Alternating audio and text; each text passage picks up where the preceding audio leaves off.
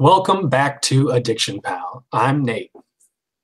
And I'm Logan, and today's episode is called Trump and Shit. Now, as many What? of you may know, uh, Trump dropped an S-bomb about another country. He said, shithole countries, referring to some African countries, I believe. Is that right? I think so. Yeah. So we want to talk about that. It's a hot topic right now, and Nate and I spent a lot of time talking about this the other night, and I thought that we could quickly go over just a few of the major points that we discussed over a course of, what was that, like 3 hours? Yes. So number one, the first question that Nate asked me when I brought up the whole Trump and shit thing was, is the premise true? So, in other words, the premise is XYZ countries are shithole countries. Now, first you would have to identify what countries they were, but pretty sure in context, it was either hyperbolic or just a generalization with slang to say that these countries with immigrants coming into our country were from underdeveloped parts of the world and we're not adding highly educated people to our country to help make our country thrive or move forward in technology or in science, etc. Right. So by that definition, if you want to say, are the countries shithole countries? Maybe. I wouldn't make a diehard argument to say that those countries are amazing countries that are prospering, because I think that would almost be insulting. If a country is not prospering and you say that it is, then it's like ignoring a problem that they have and needs that they have. Right. So in one sense, I could say that calling a shithole country is at least acknowledging a problem. However, I don't know if that's the most tactical way to approach the problem as far as what kind of language I would use to describe it, but more on that later. Do you have anything you want to add to the premise? Yeah, I guess it seemed like part of it seemed to be that the premise being that these are shithole countries is somehow an insult to the people that live in those countries, whereas I think I could recognize that a country doesn't treat its people well and still want better for those people, not think it's necessarily that population's fault. That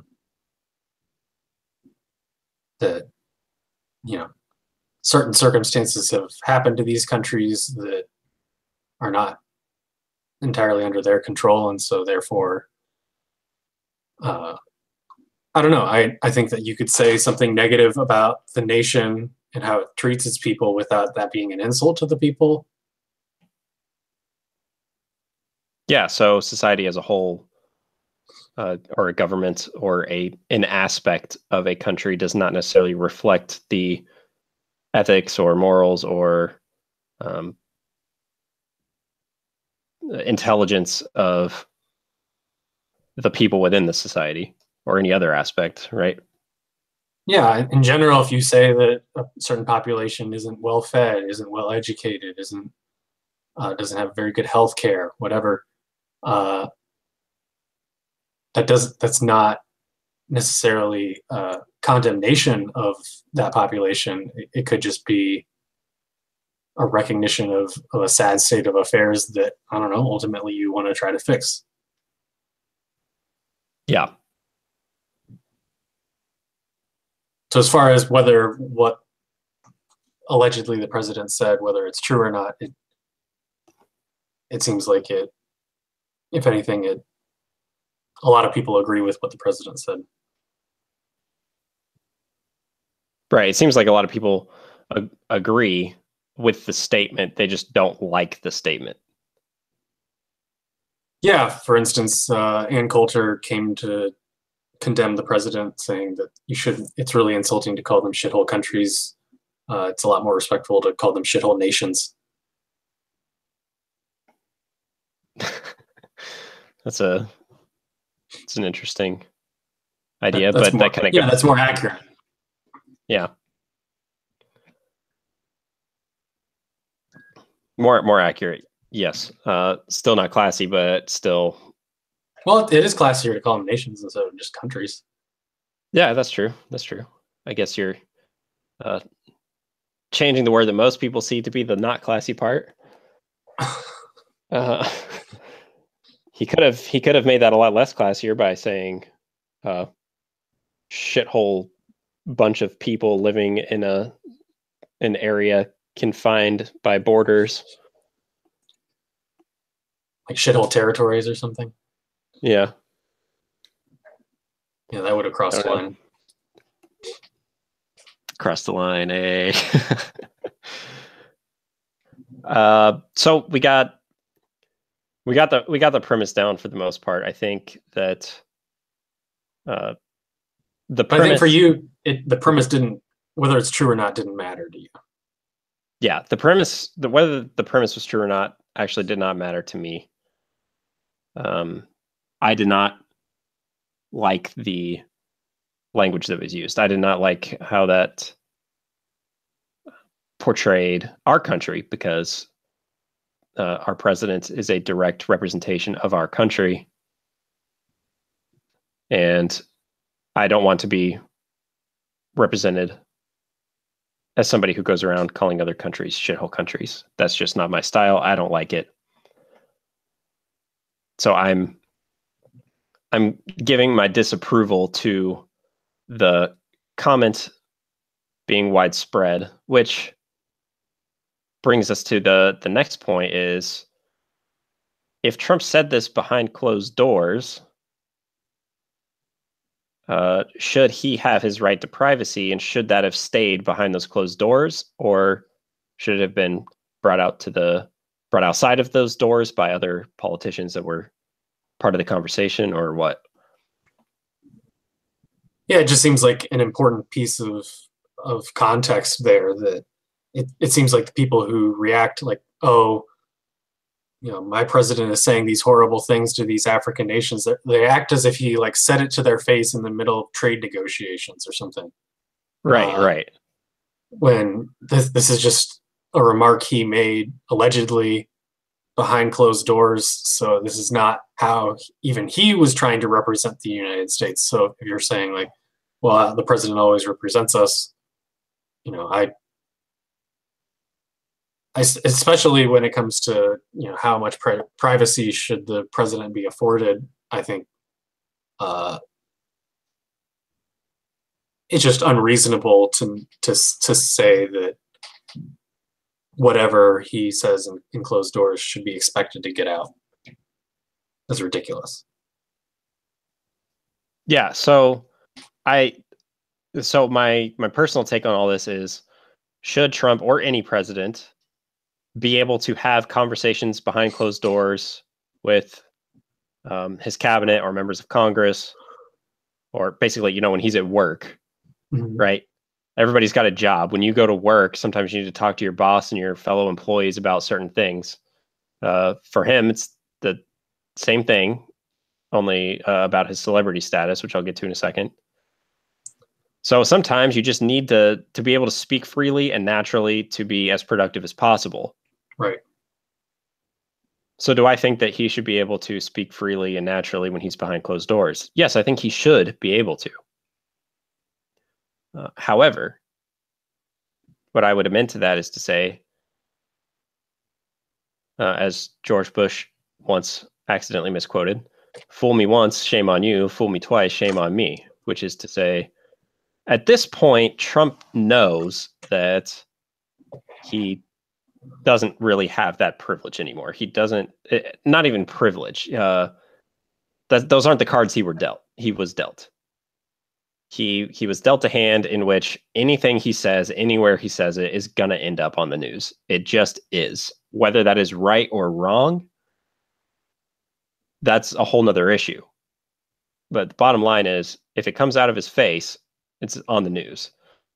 And he should know that by now. So when he says anything, whether it's behind closed doors or not, he should expect that, and he should, in my opinion, treat it as such. He should treat anything that he says at this point as if he is saying it to the whole world. I don't think that's fair. I think that that's just the cards he was dealt, but I think that he should still adjust and act accordingly. That is ridiculous, Logan. Why is That's that? so wrong. Because he's the president of the United States. So basically, he has access to, as far as I understand, all of the top secret information. Yeah. Is there a level of top secret that goes above the president? I don't know. I hope not. Or Okay, maybe. So he's in meetings where the most highly classified of classified information is discussed. And he can't Yes. expect to have a single conversation like that without it getting out. Because that seems, what you're saying is that that's an indictment of entirely unprofessional behavior by intelligence organizations like the CIA, the FBI, which he's taken head on. They obviously don't like him. That's the whole Mueller investigation thing, all these Right. FBI, CIA leaks. So, I mean, it's not like what you're saying isn't true, but it is totally unacceptable to say, well, that's just reality. Like what we really should be talking about is how is it that organizations like the FBI or CIA have committed treason against an elected president? So I think that if anybody commits treason, that kind of goes beyond what I said, I guess. I wasn't thinking about top secret information and stuff like that. So, I mean, am I being hyperbolic in talking about? No, I mean, I think that being access to top secret information and conversations that are the most private of conversations. Potentially. No, I don't think you're being hyperbolic at all. I think that the president should absolutely be able to, no matter if he's Donald Trump, the most blabbed about president ever, regardless of who you are as the president, you should be privy to all of the top secret information you need to perform your job properly. And that top secret information should not be leaked by anybody, because that would be treason. So if for instance, former head of the FBI, Comey, admitted to leaking conversations he had with the president, that would be problematic. If it was about top secret information, yeah. Or just in general, if the general attitude that the FBI and other intelligence outfits have is one of leaking and non-cooperation with the Trump administration. Well, that certainly doesn't help the credibility. I can't connect to your Oh my Wi-Fi God. now. You can find setup instructions in the help section of your Alexa app. I'm going to kill that thing. Mm-hmm. Okay.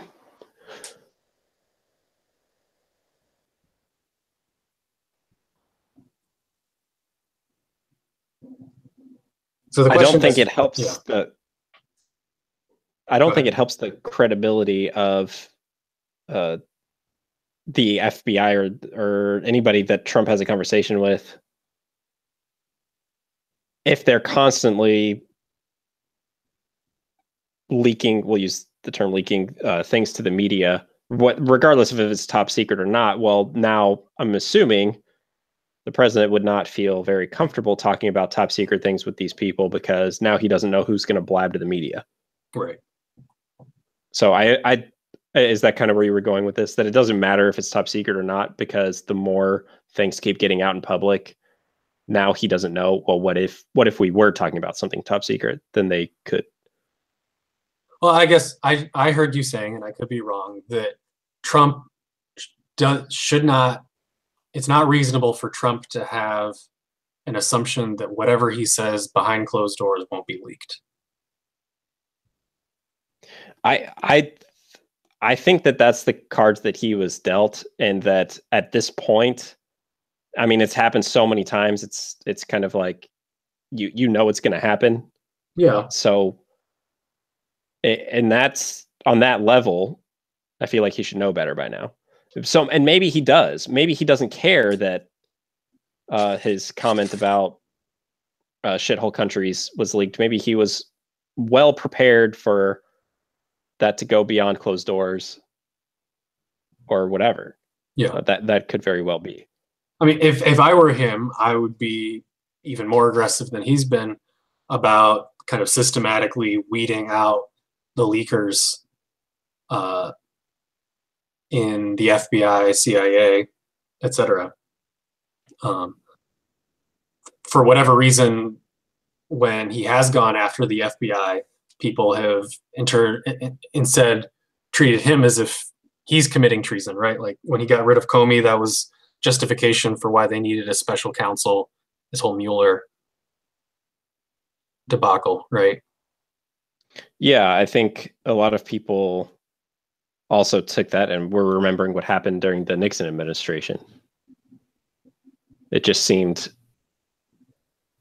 way too similar to that to go to leave a blind eye to or whatever. Yeah, so if I were Trump, I would probably be a lot more aggressive. But I don't know.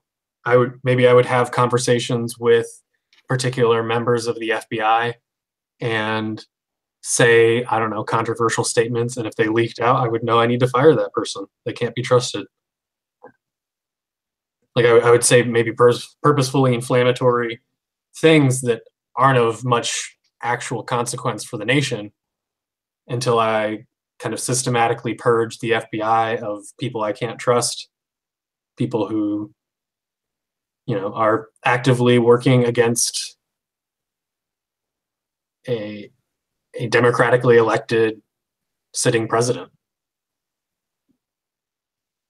I think those people need to go, and to whatever extent that the population or the media have gone against Trump because he's tried to take on the deep state, I think that's really shameful on them. I think, for instance, like your dad posted something about how that would be a certain red line if he went after the FBI, and I commented on it that I think that in the article they said that the FBI was one of the institutions of American democracy, an institution of, I don't know, freedom or something. And just knowing all of the terrible things that the FBI has done, I think that it's very wrong to go out and say that the FBI is one of the best institutions holding up American democracy. I think, going back to the early days of the FBI under J. Edgar Hoover, today we're honoring Martin Luther King. Martin Luther King was targeted by the FBI. They had blackmailed him. I think they might have encouraged him to commit suicide or something in order to avoid the wiretaps that they had involving his affairs or something coming out. They wanted him to somehow subvert his movement. The FBI did nasty, nasty things against, like the civil rights movement in particular. Seems like that was a good thing for American democracy. And the FBI was on the wrong side of history there. And I think they're on the wrong side of history today with Trump.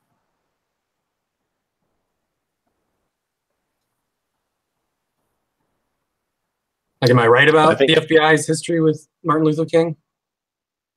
I don't know enough about the FBI's history with Martin Luther King, or really that much about the FBI currently right now. I mean, I know a little bit about Trump firing Comey and the investigations going on right now. I know very little bit about it. Well, for our audience, I guess if I don't want them to just take my word for it, but if you look into like J. Edgar Hoover and that era under the FBI, I'm pretty sure that they were basically a political outfit where they were hunting down, I don't know, communists and potential communist ties to the civil rights movement, and they did a lot of immoral or illegal things in the pursuit of J. Edgar Hoover's idea for justice. And and there was a more recent interview that I think it was Senator Schumer was on, I don't know, some late night talk, or maybe it was Rachel Maddow or something.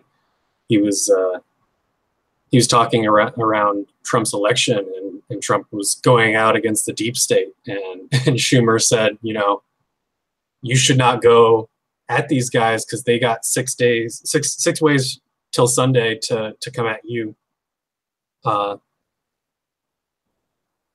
Meaning that essentially the FBI, CIA, NSA, whoever, they have dirt on anyone. And so if you piss them off, they will come at you every way they can.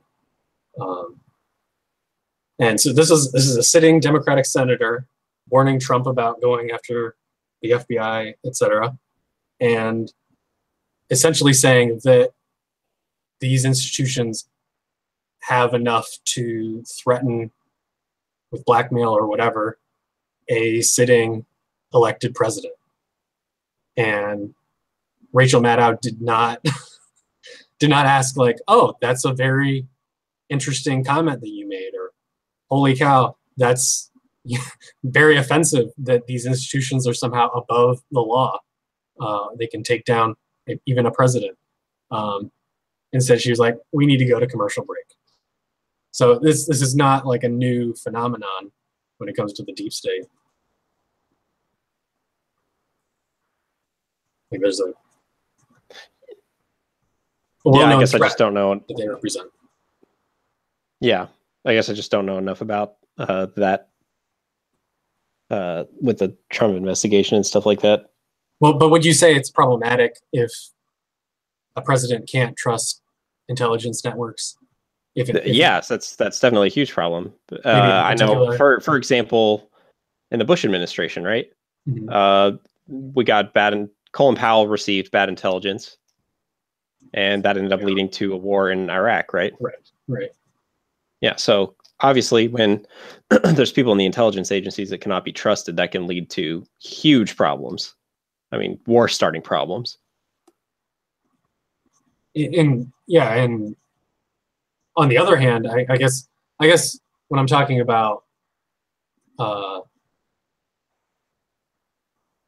leakers and that kind of thing, I guess I don't want to be too much on the side of like who can and cannot be trusted, because I also am someone who is implicitly happy about what happened with Snowden, what he did to leak, and according to the Justice Department, he committed treason by leaking these classified documents, but they exposed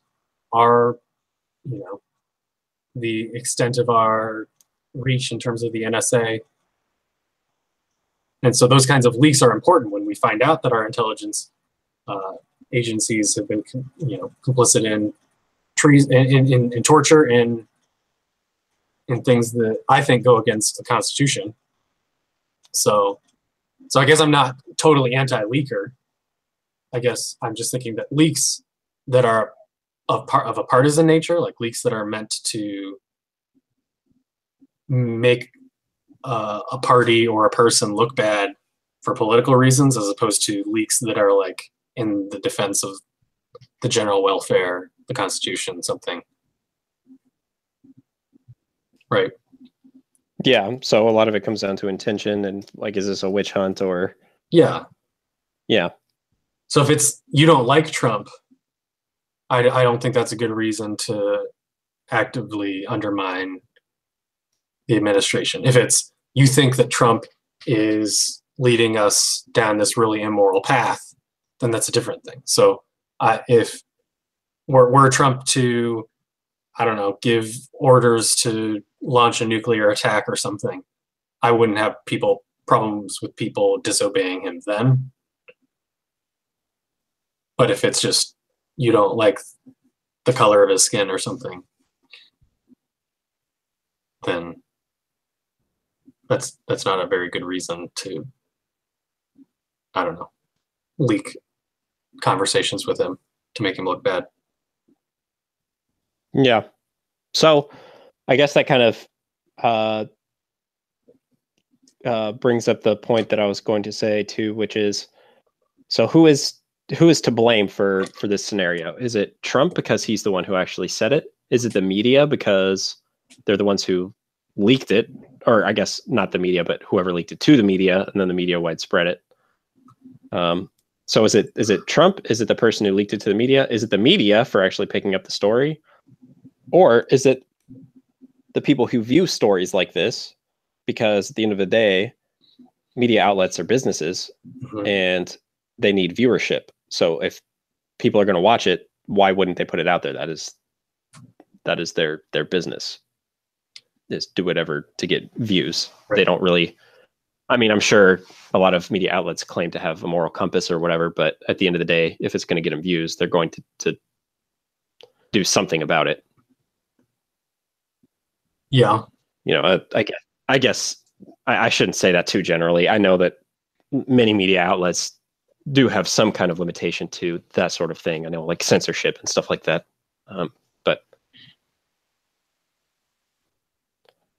so I guess that's just my question to our viewers is, what do you think? I don't think it's so simple to just be able to blame one person. I agree completely that Trump should be able to have private conversations and not have to worry about people running off and saying everything that he talks about. You know, let's just say for now that it's not top secret information. Mm-hmm. He should be able to work in an environment where everything he says isn't released immediately to the media for it to be completely widespread. If he wasn't a celebrity, I feel like that would be harassment. But also, if he wasn't a celebrity, people wouldn't care and they wouldn't watch it anyways. Right. But I think it's important to just realize that we have, like you mentioned when we were talking earlier about, is this newsworthy? Yes.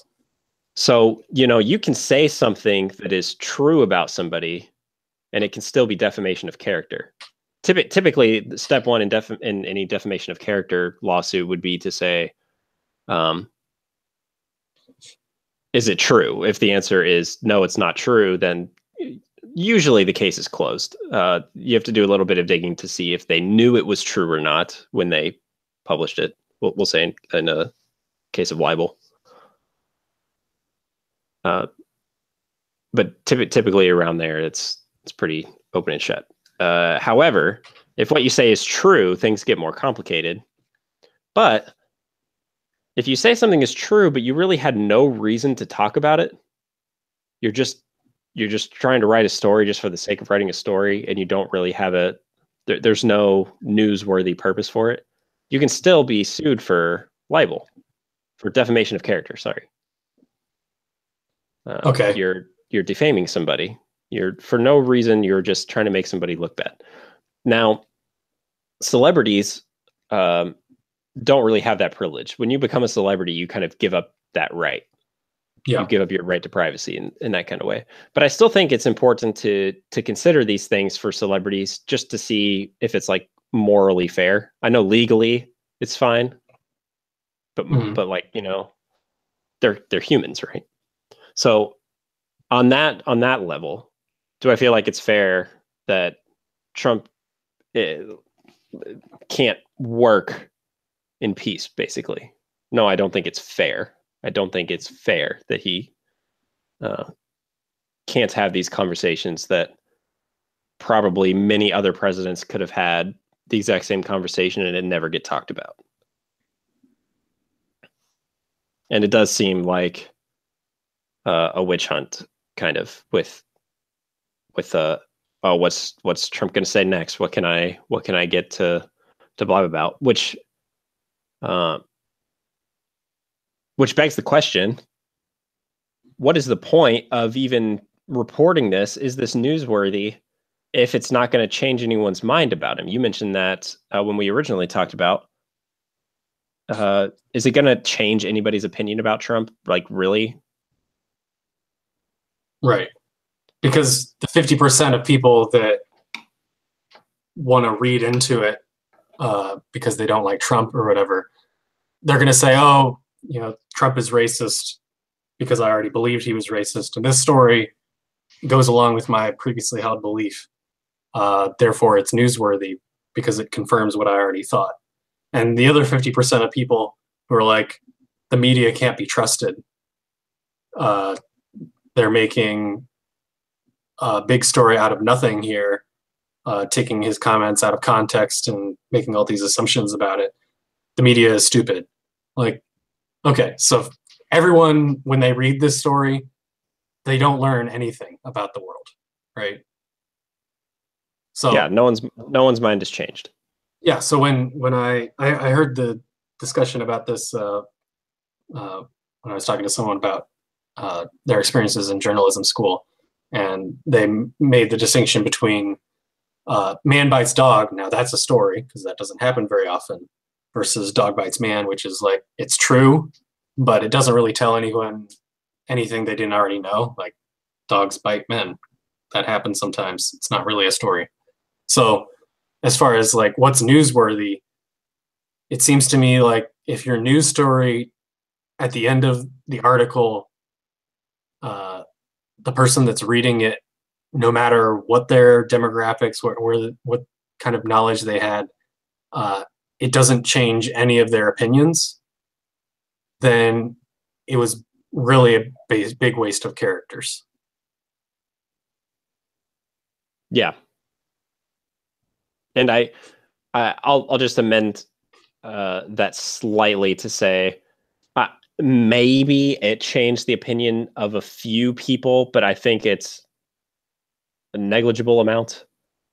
There might be very, very, very few people who were on the fence about some aspect of Trump, and they leaned one way or the other after that. But I think for the vast majority of people who came across the story, there was basically no change in their view of the president. Yeah, I haven't met a single person where this article or these articles, this big hullabaloo about this story, has changed a single person's mind. So if Logan, if you meet anyone who it actually has changed their mind, let me know. I'd like to talk about them. They're about as rare as a unicorn, in my opinion.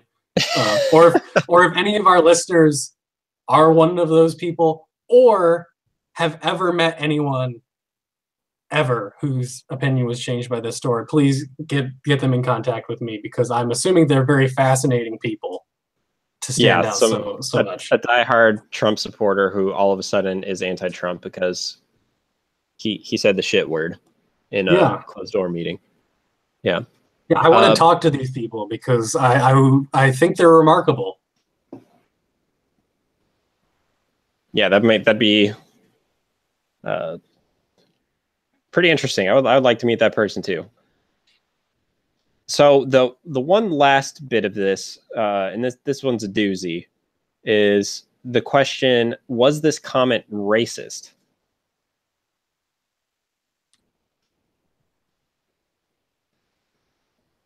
Yeah. Yeah, the comment was racist. Okay, yeah, so that's a comment.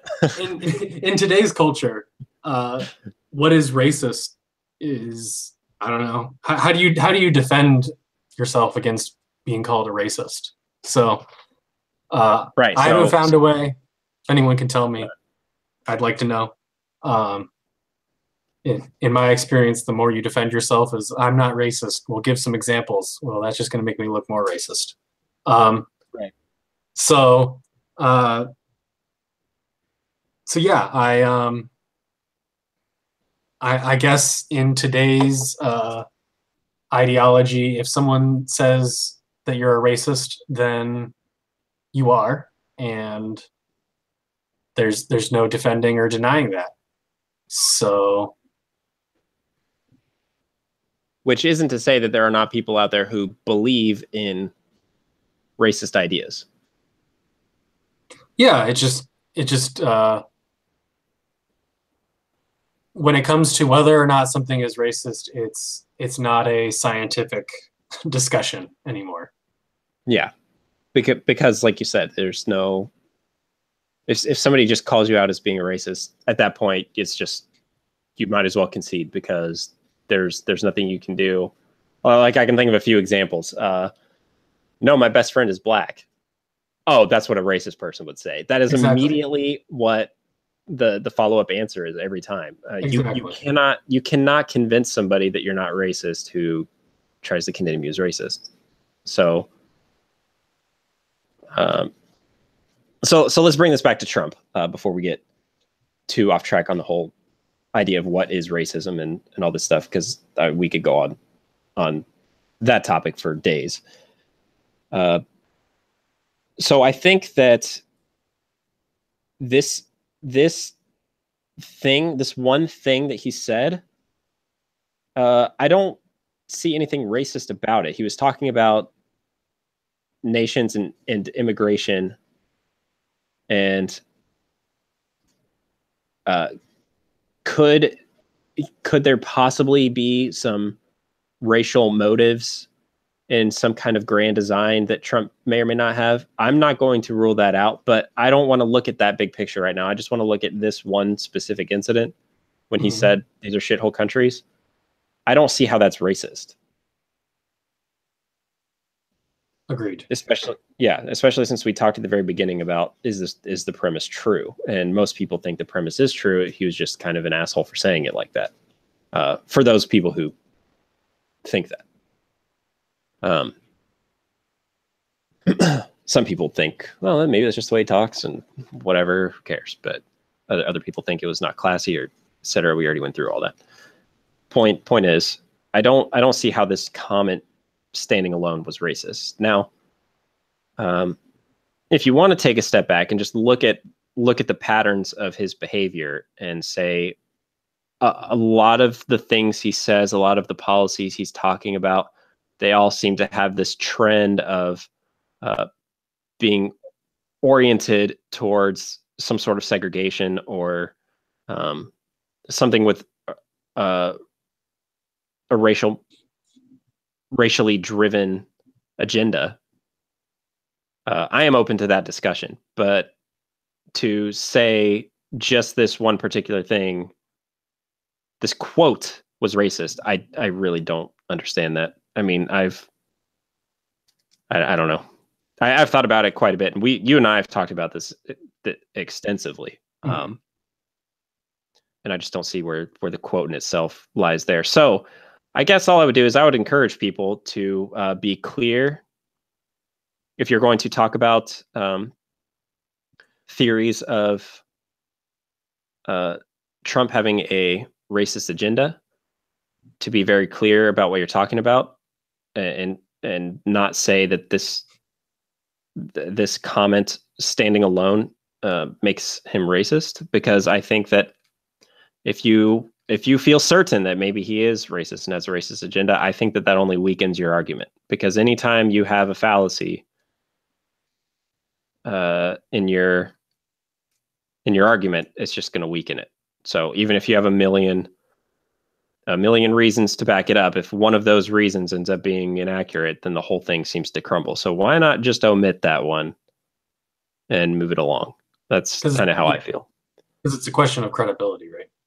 Yeah. I feel like you lose a whole lot of credibility when you start attributing things like this comment being racist when it's not. Why don't you just list a bunch of other things that could potentially point in that direction, or list this paired with other things to explain why this comment is racist. But standing alone, it just doesn't make sense to me. If I'm missing something, I would love to be enlightened. But as far as I know, I don't see it. Yeah, because I don't know. I know that a lot of people believe that Trump is racist, and you've talked about there's a whole lot of other instances, right? So you kind of have this idea of if there's enough smoke, there's usually a fire, right? But for me, this story almost makes me think that it's less likely that Trump is racist, because the media outlets that have been reporting that he's racist have had their credibility in question when they talk about this instance as a racist thing. So I'm like, they're wrong about him being racist here. That means they're more likely to have been wrong about him being racist in the past. So after hearing this story, the people who want to believe that he's racist are going to say, well, this is another questionable thing that might mean he's racist. For me, this is another reason to not trust the media, and he's probably not racist. So again, it's the kind of thing that it's just confirmation bias. I'm going to read into this story and believe whatever I want to believe based on the assumptions I had going into the story. Right. So once again, basically what we conclude is this whole story in general seemed pretty unnecessary. Yeah.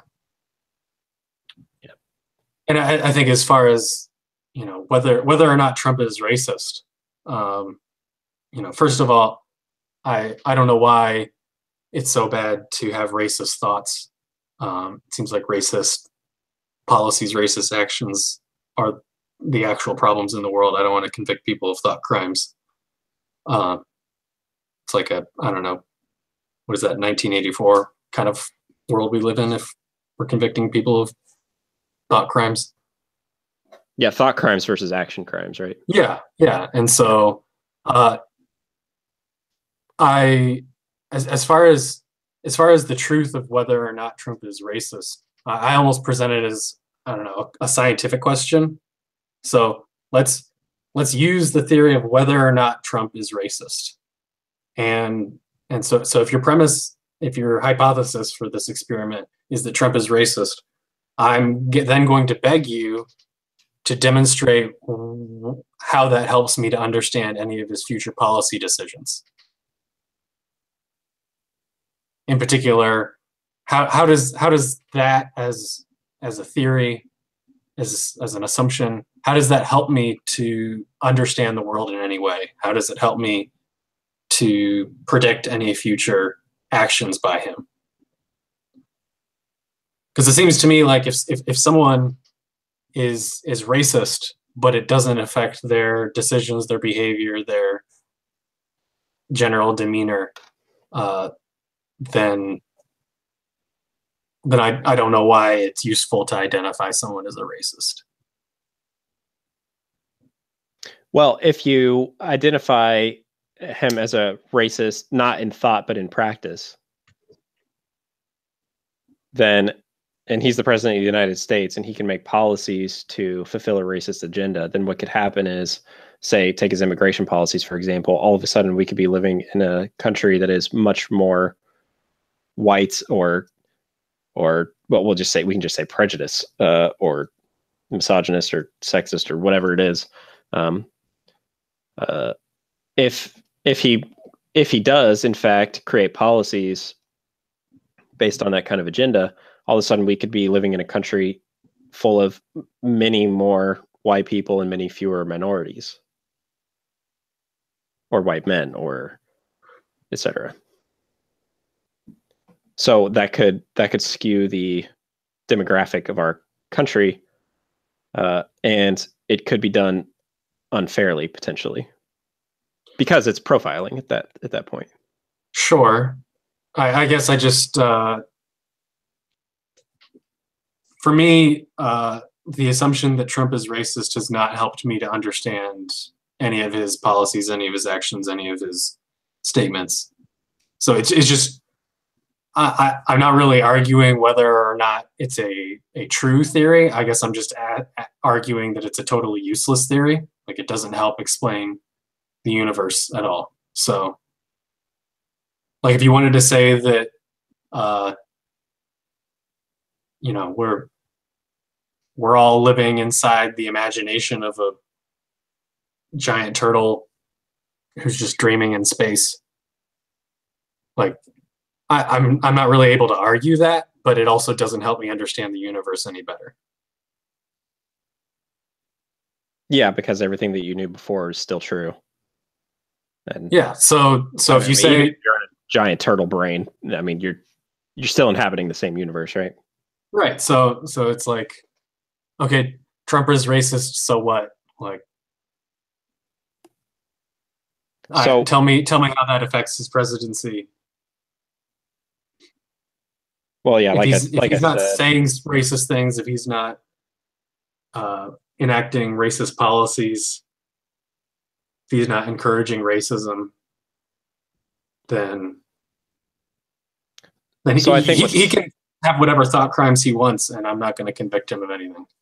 yeah, I think what some people would say is his actions or lack of action in some cases actually has been racist. So, for example, when he got the support of the KKK, he did not condemn them, and he welcomed it. He didn't condemn them fast enough or something silly.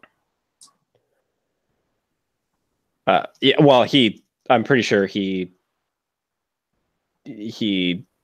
evaded the question as much as possible instead of just saying. Did he draw any more attention to it than he needed to? I think the issue people have is that he didn't condemn it, and not condemning it is bad enough for some people. Why do you even have to acknowledge the KKK? Like, can't we just let those ignorant people die? Yeah, just die out through time. Yeah, that would be nice. Yeah. Because I don't have why a whole lot of, so why would the news media even ask him about it to begin with? like I don't have a lot of hope in like rescuing people from the KKK. I just hope that if we evolve sufficiently as a society, that they'll be left as like Neanderthals. Yeah.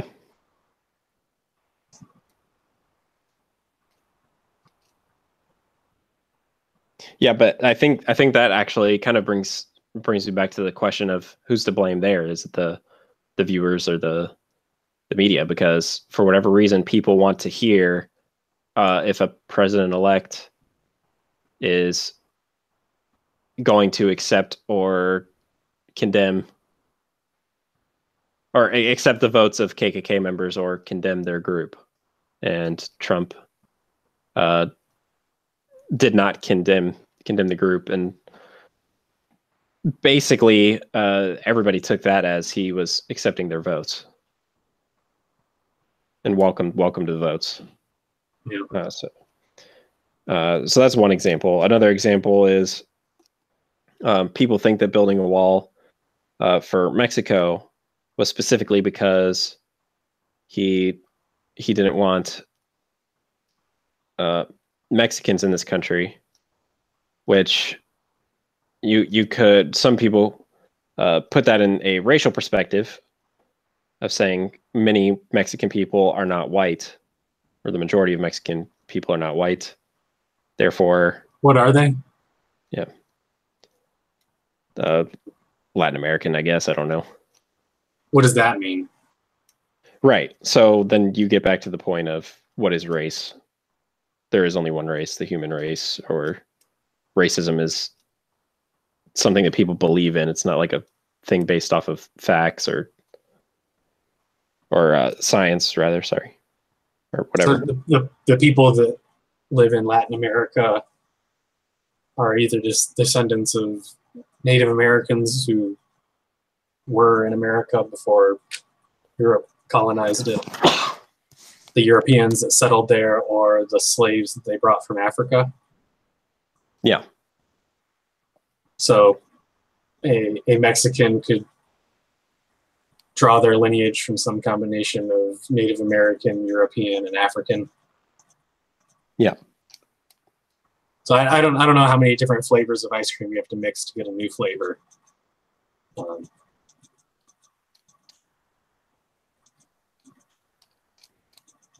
And does it even matter? Yeah. Yeah. So, but anyway, none of that actually matters within this argument, anyways, because the point is, what people believe is that their version of calling Trump racist is Trump only wants people in the country that look like him, and most people indigenous to Mexico, or not even indigenous, I shouldn't say indigenous, I should say Mexican citizens do not look like him, therefore he doesn't want them in the country. Yeah. So that's what a lot of people believe about like the Mexican border wall, and then, like I said, not condemning the KKK thing, and his comments about the riots in, was it Charlottesville? Mm-hmm. I think he said something along the lines of there was a lot of fine people among the protesters, and the protesters were white supremacists. I think the thing that the media focused on is he said that there was wrong on both sides. Okay, yeah. And a lot of people took that as violent. He wanted to condemn violence equivocally. Yeah, that's I think how he amended it later. But I think a lot of people took that as, once again, he is not condemning white supremacists. He had a very clear opportunity to condemn white supremacists, and he didn't. And but I love people that were very about upset him. about that. I loved what he said there, because the problem is not the color of the skin of the protesters. The problem is their behavior. So if you're violent and you're white, it's just as bad as being violent and black. Yeah. So I think honestly, the way that Trump responded to the Charlottesville protests is the way that Martin Luther King would have wanted us to describe it. And I think that that's the main issue with our discussion of racism today, is we have sorely missed the leadership of Dr. King. Yeah, that's for damn certain. That in today's identity politics, where whether or not you're racist is based on the color of your skin, is the exact opposite of Dr. King's dream.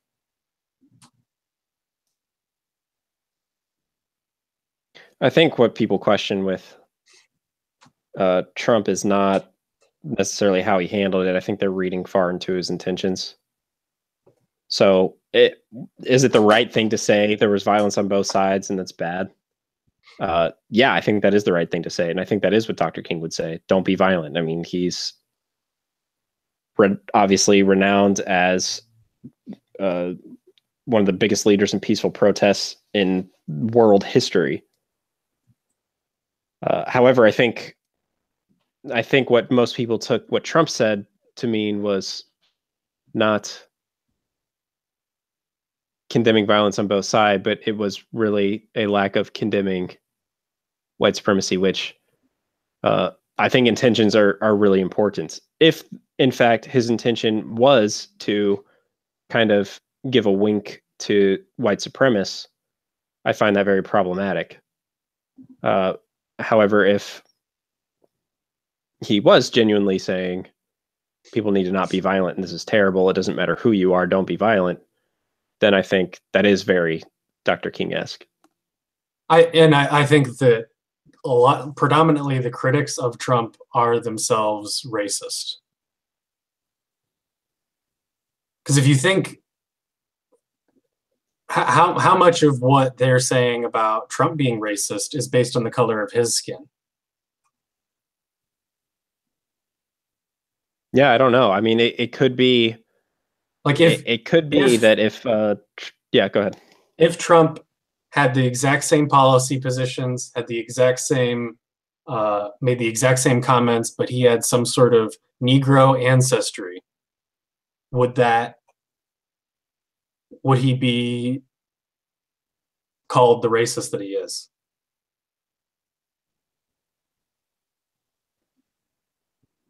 Yeah, I think that's a great question. Like, I don't know. Let's suppose one of Trump's policies was to send thousands of assault rifles down to Mexico to ultimately be used by, I don't know, the drug cartels down there, and whatever. And that kind of, if we pushed these thousands of guns on the people of Mexico and they caused, who knows what kind of violence without the permission of the Mexican government, would that be very hostile to Mexico? Seems pretty hostile. Yeah. Seems to mistreat them. And that operation happened under the Obama administration. And there was no cries of Obama is racist against Mexicans.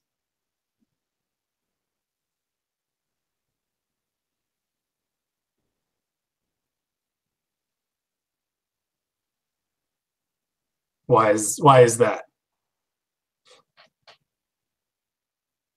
Yeah, I don't know. I don't know about that.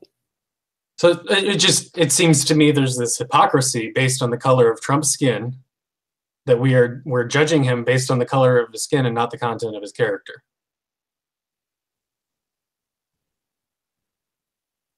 I wouldn't rule out the possibility.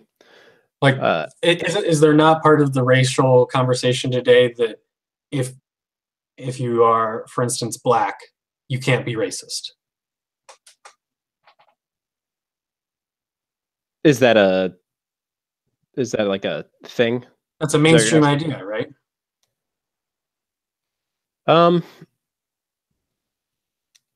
I think, okay, a mainstream idea, maybe. I don't think everybody believes that, but no, I'm not saying universal. Yeah. And so no one talks about whether or not Obama was racist because of the color of his skin.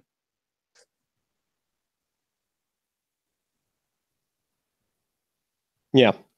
But you have these the people protesting Trump talk about how his skin color resembles that of a Cheeto.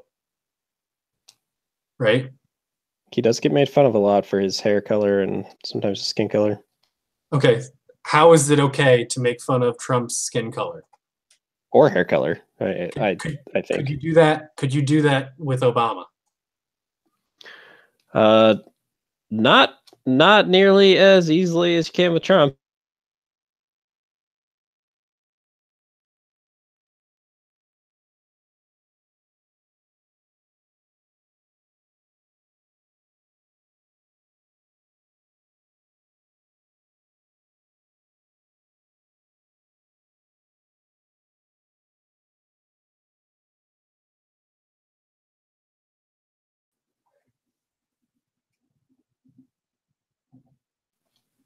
A Caucasian person.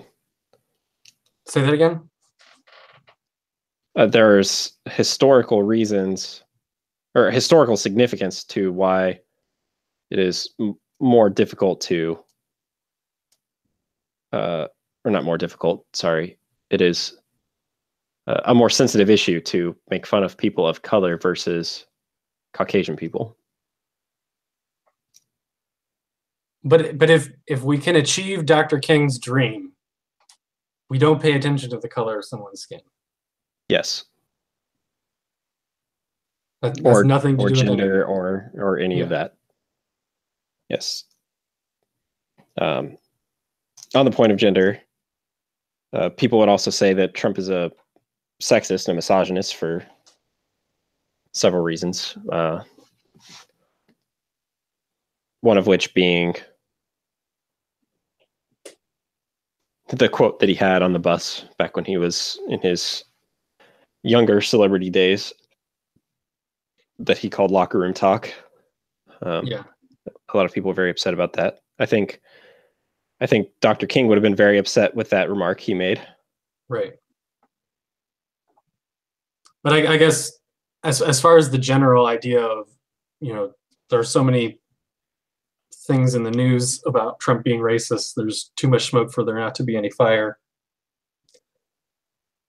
Okay, maybe that is the point of this shithole story. Is it's supposed to be one of 100 other things that maybe possibly indicate he's racist, and so that's the point, is to give people like you permission to think that Trump is racist, not because any one particular example they give was very good, but because there's so many that they can't all be wrong, kind of thing. Yeah. But I also have been on the other end of that kind of logic. Like, people will just say the same mean things about me, and I don't think that makes them true. It just, the more common it is as an insult against me, the more handy it is when someone's upset with me to be able to use that kind of insult. Yeah, and I also would like to make it clear that I maybe in a hyperbolic tone have said this, but I don't believe, like I would never put it in writing that I think Trump is a racist. I think that, like I said, I think I see smoke, and that I won't necessarily be surprised if I see fire, but I'm not going to join in on the witch hunt. I'm still observing, I guess you could say. And like you said, if there's no, I'm not going to condemn him for a thought crime, and unless an actual crime has been committed, in which case I'll condemn the hell out of him. But until something actually happens that is clear to me that it is due to a racist agenda, I won't be comfortable condemning him as somebody with a racist agenda. Because Yes. like you said before, a lot of this is maybe you didn't say this during the cast, but things that he's been saying has been directed towards nations, not people. Mm-hmm. Even if he doesn't use the classiest lingo and says country instead of nation or whatever. And I don't think nations are made up of a single race of people or something like that. I don't believe in that kind of thing. It's they're just people, and I can at least give Trump the benefit of the doubt to believe the same thing, that he's talking about nations as a whole. And I don't mean this just for his shithole comment, but also for his immigration policies, which I think are the vast majority of the suspicion going around for his potential racist agenda. Right. I guess I've been on the bad end of a lot of smoke with no fire. I don't know. So like in my life, because I am good at math, people go with that as a surface level understanding that they have about me, and I don't know, they use stereotypes about mathematicians not being socially awkward, or not being good at communicating, or just thinking in this overly mathematical way. And when people want to in some way discredit me or dispute what I've said, it's very easy for them to use that against me. So I've heard, as for as long as I can remember in various different contexts, people disparaging my ability to communicate because I'm good at math, better than the average person at math. And even when the vast majority of the way I interact with other people is in non-mathematical contexts, like how much do you and I talk about math? Very little. Like that's maybe especially true on the podcast, but I don't think I'm very different outside the podcast. And so if people are going to consistently come at me with saying that I'm a poor communicator, I'm socially out of touch, some people might even say I'm autistic, or I'm missing these certain key attributes that help me get along with other people in society. That's very damaging to me, and yet I have had very little experience with people actually giving good examples of that. So that's a situation where there is a whole lot of smoke, and yet when it comes down to it, the people that know me the best, when I'm finally able to kind of explain myself, instead I get feedback that I'm a highly sensitive, highly emotionally intelligent individual, that my communication skills are superior. And so people make these attacks against me, and they don't seem to have a whole lot of grounds for those attacks. So it's the kind of thing that, if you hear 1,000 times in your life that you're a poor communicator, you figure maybe there's reason to believe it. But I've made a lot of efforts to become a better communicator, because I'm not saying I'm perfect, but my frustration is that ultimately I find that I'm actually a superior communicator to most people. So usually if someone insults my communication skills, they're not as good at communicating as I am.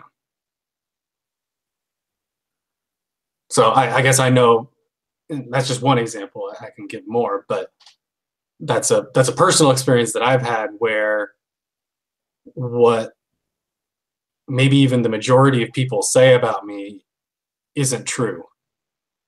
And so it's just kind of like, I don't know, rumors don't make reality. They might shape a perception around me, but that just leads to misunderstanding. I don't think that it's useful. So if we go back to a scientific understanding of whether something is true or not, if your premise is Nathan is a poor communicator, I don't know how that helps you explain anything that I do.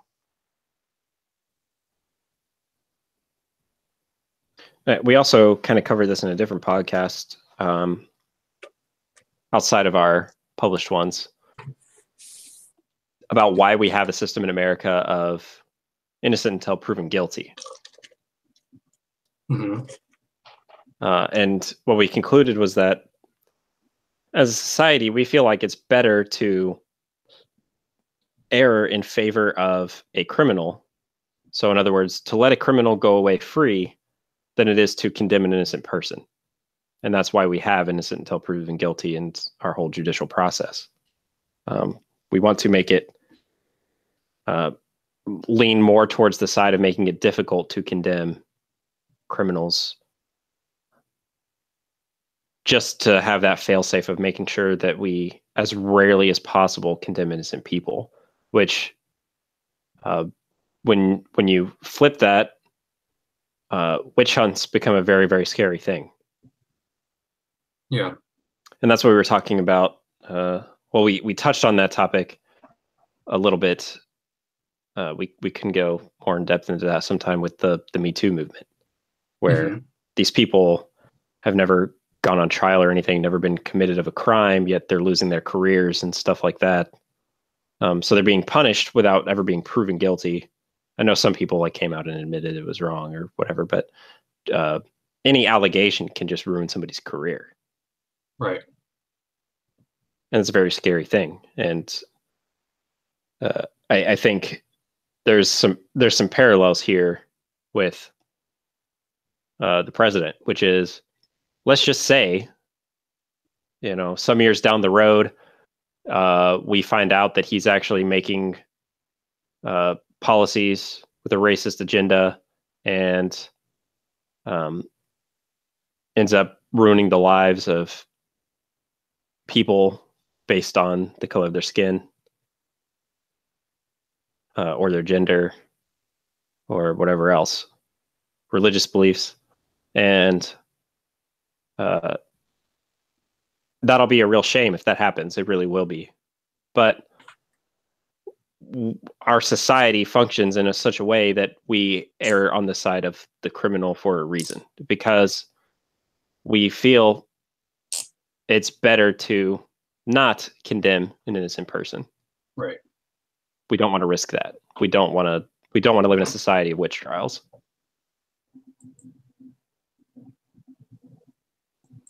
And I think that's the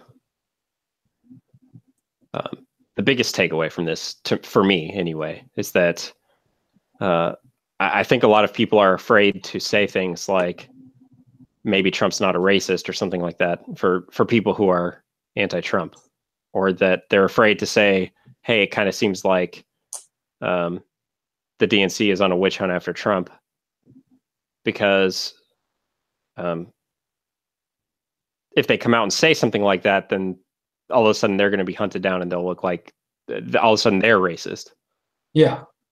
Yeah. If I say, I think that there's kind of a witch hunt going on for Trump right now, I think that we should be taking a step back and not condemning Trump for what has not been proven yet, or we need more evidence or whatever, then all of a sudden I look like I'm racist or prejudiced or ignorant or whatever else.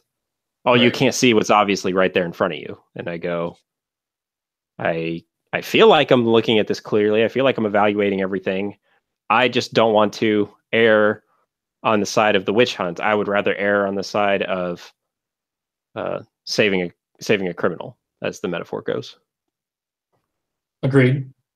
And I think that what you were saying there is one of the reasons why in 2017 I proudly wore my red Trump hat at parties or something, because I didn't adjust who I was talking to. I didn't, change how I treat men or women or people of different races or whatever. I can still be me while wearing that hat, and I don't know. Somehow that,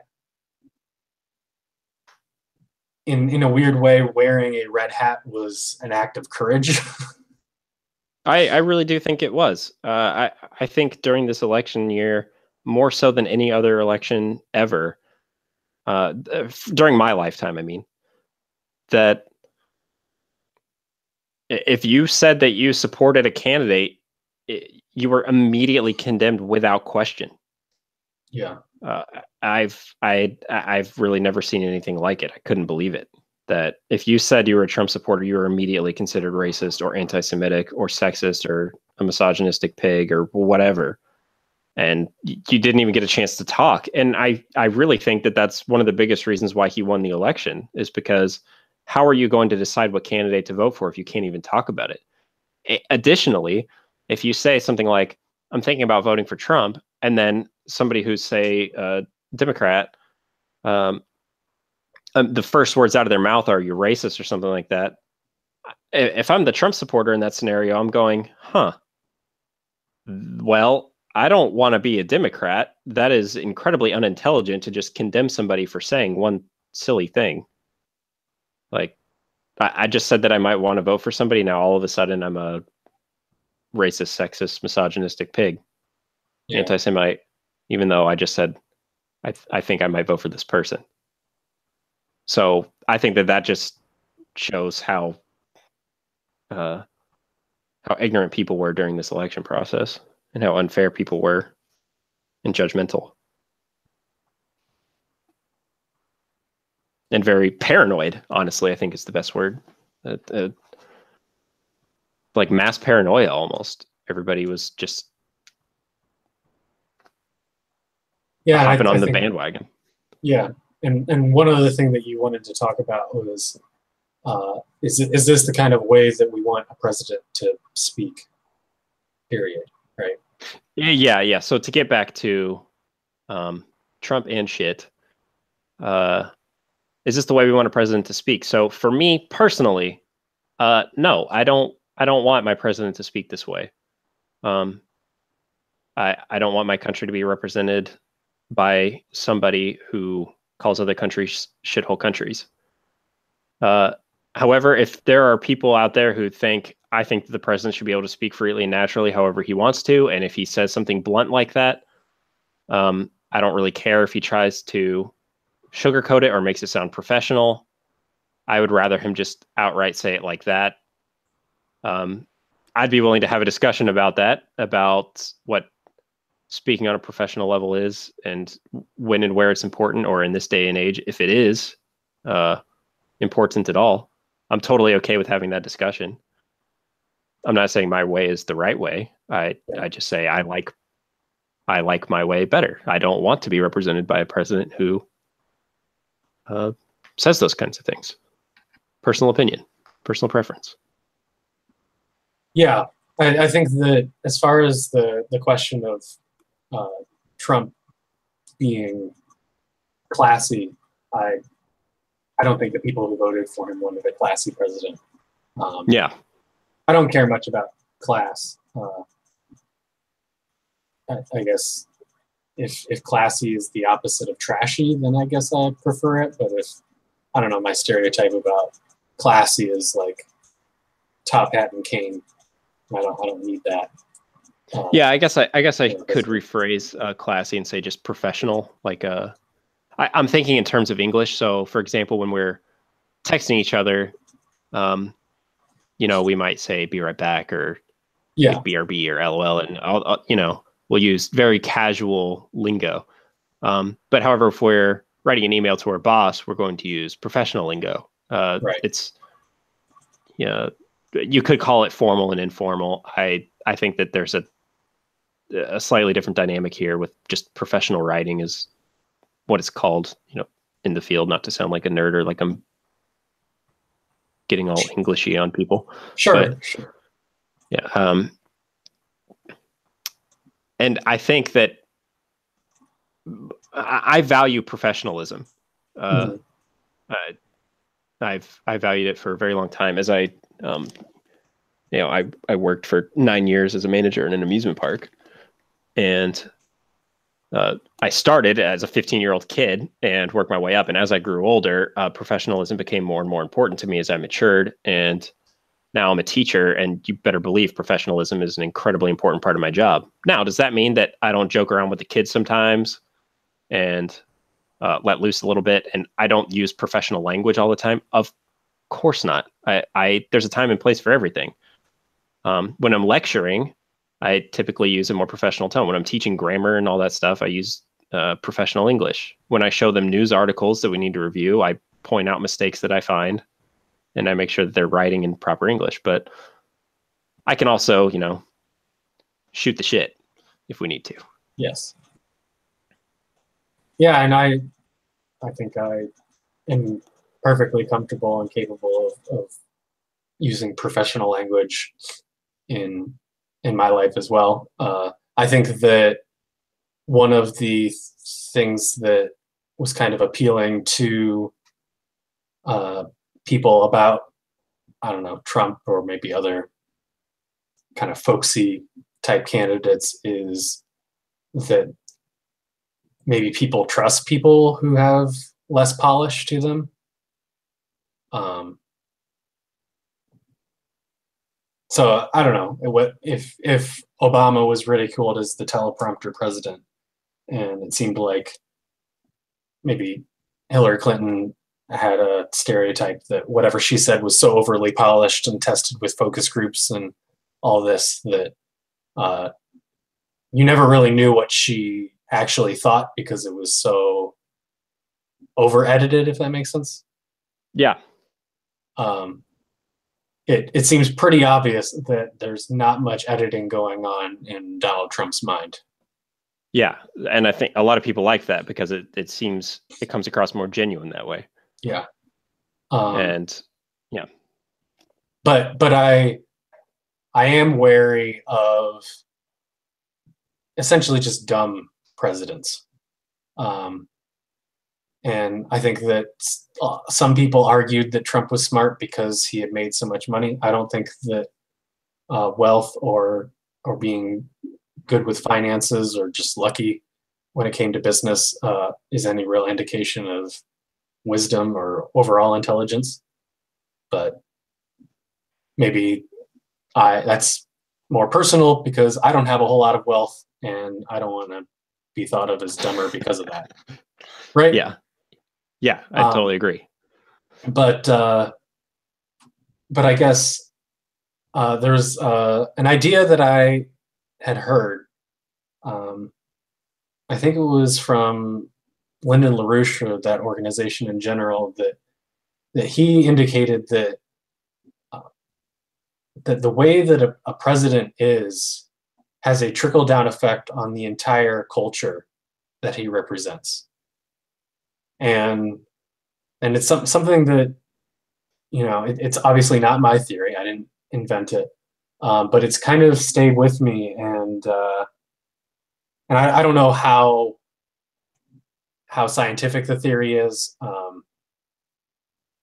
but it's something that kind of has stuck with me as something to kind of ponder and digest over years now. That if you have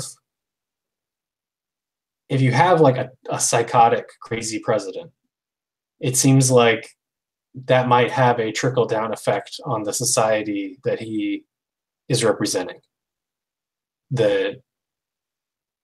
For instance, if you have a crazier president, you might have higher rates of, I don't know, suicide, drug addiction, these sorts of like indicators of general lack of mental health in the population, right? Yeah, I see. So I don't know, just I don't want to be mystical about it, but that there is some sort of like top-down effect that having Abraham Lincoln as your president somehow makes you want to aspire to be better than having Andrew Jackson or something. Right. And I think that maybe in the age of mass media, that's even more of a possibility. So, having fireside chats with FDR, like you're basically sitting down at the dinner table in the evening to hear the president speak to you pretty directly over the radio. Like that's a level of connection that Washington or Lincoln or whoever could only have dreamed of, right? Yeah. And so having FDR talk to people in his fireside chats like, hey, I know we're going through the Great Depression. Hey, I know World War II is starting up. Here's the plan. Here's what we're going to do. We're going to make sacrifices in these areas. We're going to send our young people to do these things. We're going to ration these goods. And I know things are bad. I know that we're not really sure what's going to happen in the future, but we have a plan and it's going to be okay. It seems like that would have had to have a trickle-down effect. That the competency that you have in the presidency leads to everyone kind of being on the same page, working together better. Or if you see JFK give his moon speech or these other kind of inspirational speeches that he was inclined to give, that whatever other divisions that were going on in the nation, you seem to say, hey, there's reason for hope. There's reason to go somewhere, right? So I don't know. I guess it's just been something to kind of reflect on, that it just seems like, I don't know. I found George W. Bush, who's the main president, that when I was coming up to be of voting age and kind of really know what's going on. Like I vaguely remember Clinton, but mostly it's Bush. is where my political presidential history starts. He just seemed really stupid. And I think he might have made the country stupider as a whole by being our president. Is that unreasonable? I don't think that's unreasonable at all. I mean, I'm the same So- age as you, so I feel the same way. I remember at the time thinking, this guy sounds really dumb. Yeah, so when I encounter Republicans these days, I'm like, man, you're stupid. I'm gonna blame Bush partly on that. I don't know, your leader, the person that you looked up to and had these aspirations for. I don't know that if he's your hero, if he's your role model, then I see the problem with that. So maybe it's a way that you can kind of judge a president is you can look at the population that he represented and see where they are, right? So so if Trump supporters become stupider over the course of his presidency, or if Trump supporters, something that you seem to be concerned about is become more racist or more openly racist, then that's something that you can pin on Trump. Whether he exactly embodies those things, I don't know. But if the way he presents himself is something that encourages racism or encourages stupidity or whatever, then I think that's something you can blame on him. He's the leader. He's, some like 14% of the population that was surveyed said that he was, the most, the number one person that they looked up to or something. I don't know. So I guess when I see Republicans that are dumb or kind of war hawks or something, I blame like Bush Cheney. When I see Democrats that are irrational, I blame Obama. And I think that if we see more racist people, I think we can blame Trump, for instance. So I guess that's where I'm coming from when we're talking about how should a president speak. I think that if we can encourage the president to be a better leader, because the way the president goes, in some way, the nation as a whole goes. I can kind of understand that. I don't think it's necessarily a reason to impeach the guy. I don't think that you can just impeach Bush for being stupid. In just the same way that I don't think that you can impeach Clinton for sexual problems. Do I think that what happened with Bill Clinton made it so that oral sex is no longer considered sex because he was using these weird definitions and whatever in his case? Yeah. So, is that some sort of trivializing of an important part of people's lives, this kind of sexual act, so that kids in middle school don't think it's as big of a deal to be engaged in that kind of thing? I think you can pin that on Bill Clinton, sure.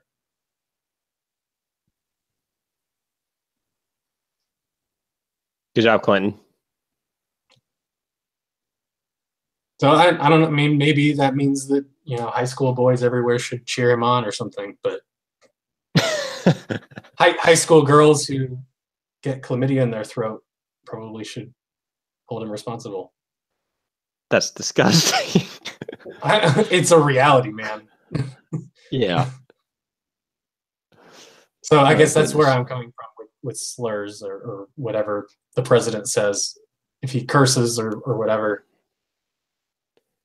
Oh yeah, we could have a whole nother talk about what's the difference between a slur and a word. Sure.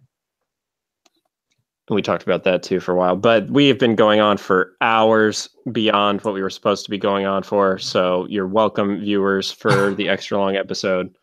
But for now, I think we need to wrap this up. More on this or other topics later. We have still been considering the escapism topic. We haven't forgotten about it, but we are potentially saving that for a special time that we will talk about in some weeks to come. But if you guys want to hear more about President Trump and shit, or if you want to hear about past presidents, or if you want to hear about epistemology, you can look that up yourself and then let us know what you think. Please let us know in the comments below. Do you have anything else you want to add, Nate? I'm good. All right. See you Well, guys. I guess see you next time.